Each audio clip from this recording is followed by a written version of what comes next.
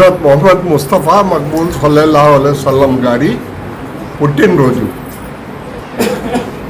ఏ విధంగా అయితే మనం ఇళ్లల్లో సాధారణంగా పిల్లలు పుట్టినప్పుడు సంవత్సరం తర్వాత బర్త్డే చేసుకుంటామో, అదేవిధంగా ముస్లిం ప్రపంచం అనే కుటుంబంలో జగత్ ప్రవక్త ముహమ్మద్ ముస్తఫా సల్లల్లాహు అలైహి వసల్లం వారి పుట్టినరోజు పండుగ జరుపుకుంటాం. ఇది ప్రతి సంవత్సరము రబీఉల్ అవల్, ఇస్లాం క్యాలెండర్ ప్రకారంగా రబీఉల్ అవల్ మాసంలో 12వ తేదీ హుజూర్ సల్లల్లాహు అలైహి వసల్లం జన్మించారు. కాబట్టి ఆ రోజు మనము వారి పుట్టినరోజు పండుగ చేసుకుంటాం.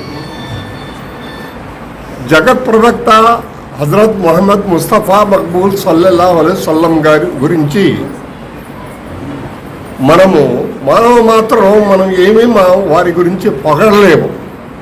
ఎందుకు పొగడలేము అంటే, మనం ఏదైనా ఆయన గురించి చెప్తే అది హద్దు అయిపోతుంది, సరిహద్దు అయిపోతుంది, అంతేనా అనే భావన వస్తుంది.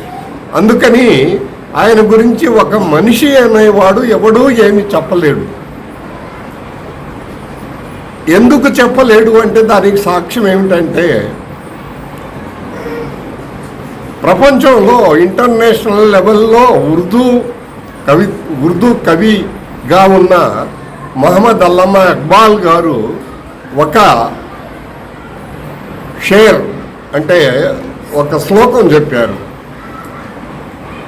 అదేమిటి అంటే, జునూనే ఇష్క్ సే అల్లా భీ బచన సకా ఇక్బాల్, తారీఫే హుస్నే యార్ మే సారా ఖురాన్ లిఖ్ దియా.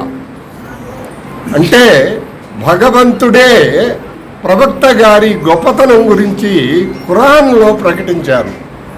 ఖురాన్లో ప్రతి అక్షరము ప్రవక్త గారి పొగడతలే, ప్రతి అక్షరము.